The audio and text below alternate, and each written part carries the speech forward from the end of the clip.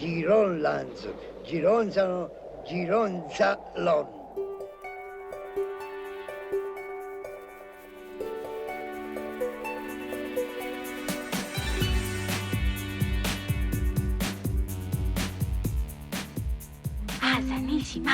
Hello, everyone. My name is Tishani Doshi. And my name is Carlo Pizzati.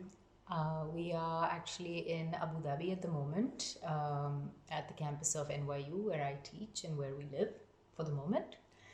And we're, I guess, going to talk a little bit about what it means to be going through this moment in this part of the world, but also listening to the news every day. Carlo writes for La Stampa and has been covering topics about India and obviously is on the phone a lot with Italy. So maybe I'll start with a question to you, which is to say, what does it mean for you being an Italian, being away from home at this moment, which is quite a difficult moment for Italy and for the world? Well, I guess in this case, being an Italian makes a difference because Italy has been hit very strongly by this virus. So obviously, it is very strange from far away to be waiting for the toll of deaths and contagion every evening that when it is released at 6 and being away from the people that you care for. But I think that a lot of people are in the same situation, not being able to see each other everywhere in Italy as well. So I think it's a very contemporary experience that of detaching your body from the bodies of the people that you would like to be with. So yeah, the experience is obviously not a good one. It's obviously a very not threatening, but disconcerting because we are obviously thinking about how the future is going to change for us and how the present has already changed. Yeah, and I suppose we also think about geography. We take so many things for granted, the way that we've lived our lives, travel. We are living a lot of the year in India. I teach here, so we spend time in Abu Dhabi. We spend a lot of time in Italy. And I think for people like us, and there are many of us who move like this, it's also a time to consider, I don't know, whether that is a sustainable way of living. Yeah, it's a new life because we've been growing up in this moment of cosmopolitan reality. I mean, my generation, especially growing up in the 80s and 90s, seeing barriers come down and being able to finally be a citizen of the world. And now it's looking like that will be put on pause. Nationalities, patriotism also is coming back. There's the need to dig into your own feeling of belonging to a nation. I see that a lot happening in Italy to reach for some strength there, much needed strength, I suppose. Whereas actually we know very well that we are as interconnected and we need to be as interconnected as ever because the virus is not a type of enemy that you fight with nationalities or with nationalism. It's the opposite. You have to join forces and fight it together and help each other. And I think that might be the lesson that we see. It's not that we need to retrench into our own nationalism, but rather the fact of bringing back international cooperation to fight an international menace. Yeah, and something I've been also thinking about these days is that, with the technology, I've been noticing at least that so much of life seems to have retreated behind a screen, and now we're almost forced to be in our cages, in our homes, in our spaces, and forced on these screens to interact as we are now with you. But there is still a very real and important need for connection, and I think that not that it's a silver lining or something optimistic, but just a realization that actually we are connected, and what can we do? What is the nature of this connection, and how can we grow that? How can that be strengthened? And that's something I've been thinking about while we've been in lockdown pretty much since March, the beginning of March. We realized that we can't travel anywhere and that we're going to stay here. And I think this sort of moving inwards, which as writers we are very used to doing in our spaces, engaging with the world, taking the information and then making something out of it, I feel is interesting now to see what will come out of that, not just in terms of the kind of novels and poems, but also how we will live after this, you know? I mean, I think even if we are very used to self-isolation, the fact that it's not a choice, but it is imposed from the outside, actually, it has even improved productivity for me. I mean, I realize I've been writing more and with more intent. Also, the kind of stories. There is a certain a sense of urgency that has emerged because things have gotten serious all of a sudden, and so there's nothing wrong in digging deeper into this seriousness. We're also confronted with the idea of death because there are in Italy a lot of people dying these days in the hundreds. The threat of death happening everywhere else.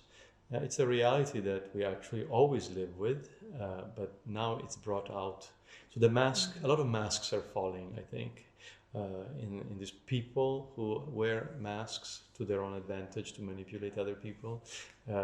Concepts that we have grown to live with that are falling, like this, the idea of the very fear of that. But the thing that surprised me the most is how people, at least from far away, the way I'm seeing it, are reacting to this with a lot more strength, I suppose, than I would expect. Less panic and more because things are serious. So there's no room for also taking buffoons too seriously, and we've taken them too seriously for too long in a lot of realms of our society. And I think that's the impression is that there's less patience for what's superficial, which could be a good thing. It's not that it's either good or bad, it's that it's really necessary right now. I think also it's really a question of what does it mean to be an individual living within the collective, the sense of borders, which is not just between nations, but also, look, this is my house, this is my space, my body and yours, and understanding that actually even that is altered now. And I am somebody who has always been very skeptical of the idea of the collective as being a benign or a good force, the whole concept of family or institution or state. And I think it's a time of really rethinking collective in a positive way and saying that we are in this together and we are not alone, and we are here together as a species, and what can we do, and how can we again change the way that we have been interacting so far, because I think that we get a lot of strength from each other, and this can be done through reading and through books, but also through conversations in the street, and that sense of deep isolation and disconnect that a lot of people feel is real, and how to strengthen and how to connect. I think those are things that we should be thinking about now and as we go forward. And it's also fair to ask what the purpose of literature is in this context, for sure, because we're thinking, is it useful in any way? Like right now, we need doctors, we need nurses, we need experts, statisticians, epidemiologists, people who can save our lives and can make us avoid terrible mistakes. What is the role of people who write? What is the role of literature? There is a big role. I mean, personally, I wrote one story called The Mask, which is set in Rome during the lockdown. And for me, it's been useful to write it for me, of course, being far away from my son, who was telling me the stories of what was happening in his morning walks with his dog. But I just thought that transforming, instead of just feeding the daily news, the obsession of this coronavirus-related news, instead filtering it through the eyes of a news story and having the sublimation of the feelings of fear and of worry for the future into the character. It's helpful not only for the writer, but I just discovered that the readers find it helpful for them too, so that we can put things in a perspective that is a little bit more long-term than our immediate fear. So literature in this context, I suppose, like writing a short story, a fictional short story inspired by real events, can have a purpose as well in helping understanding things that news reports don't necessarily just tell us right away. Yeah, and I also think that there's always a moment somewhere in the world where the sky is falling, and it's now that we're all feeling it together, this collective panic and this collective fear, and it is a pandemic. But I think that it's always an extreme situation. Living is an extreme situation, and somewhere the sky is always falling, and somewhere someone is writing a poem, and someone is, trying to make sense of it. And so that is always a valid response, A, of bearing witness, very simply, B, of trying to transform or reclaim what is going on into something else, which is maybe more universal and lasting. And I think that sense of also the fact that, you're not you're not able to do that much. So I know a lot of writers who feel like they should be like Shakespeare and bringing out, King Lear. He wrote it during the plague, and it's all this stuff going around in this sense of, oh my gosh, I can't produce anything in this moment, so am I a rubbish writer? And I think honestly, it's interesting to see how different people respond. But I do feel that we are all readers, and we should be readers, and that if we can't write ourselves, or if we can't make sense ourselves of what's going on, then there are books, there are poems that have already been written, in fact, and that are going to be written now, which will allow us to maybe enter this situation and understand it, right? Yeah. Yeah. Yeah. So I think for us, it's been, it's been productive. I'm writing poems. Carlo's writing stories. He's also writing news articles. So we are walking this line between reality and news, but also a creative endeavor, which is what goes beyond that. What can we make of it, aside from, as he was saying, the statistics and the kind of horror of it. And I think that allows, it doesn't change the world, but it allows some sense of transformation or reclamation, which we need as people who are alive at this moment in time.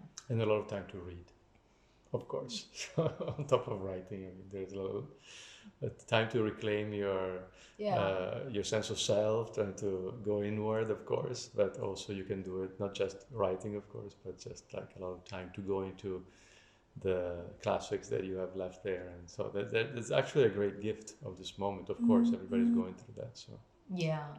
I mean, I think one of the things that's been frustrating from the experience has been to see the responses of different countries, and to sort of understand the timeline of things, and realize how resistant people are to having their freedoms taken away, or just accepting certain realities, and that whole sense of not wanting to be alarmist or not wanting to sacrifice the economy. And I think that for us it's been very difficult and frustrating to watch that from afar, because we feel like we've been living with this for a while here in the UAE. They've been quite we also have a cosmopolitan family, so family in the Los Angeles time zone, in New York, in Pennsylvania, in Italy, in India. So we are on different time zones, we're on the phone in different time zones, but we also realize how the approach has changed around the globe. And the one lesson that is to be learned again about the fact that we are all in this together as a globe is that next time there is something similar, it's better to take the good example of what's happening abroad and start acting faster, and not think, oh, it's something that concerns Italians, Chinese, or maybe now it's Europeans, oh, now it's in America, what about Africa, which is now where it's beginning to expand, or India.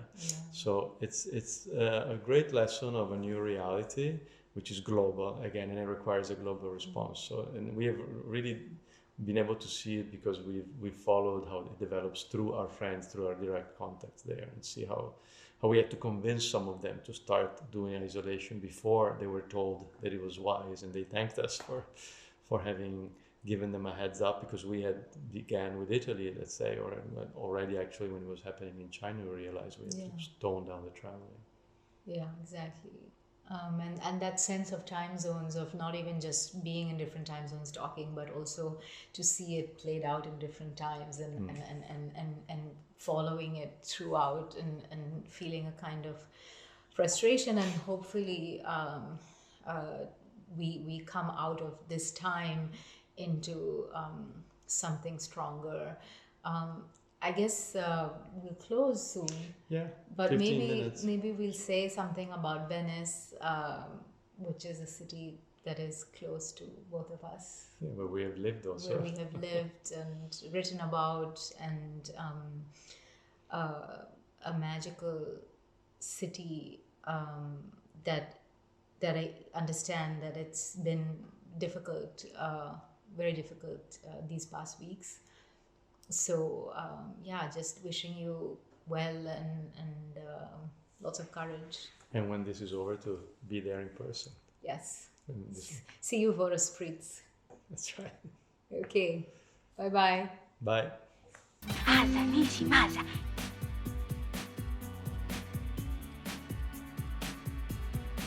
Vagano, vagano, vagano!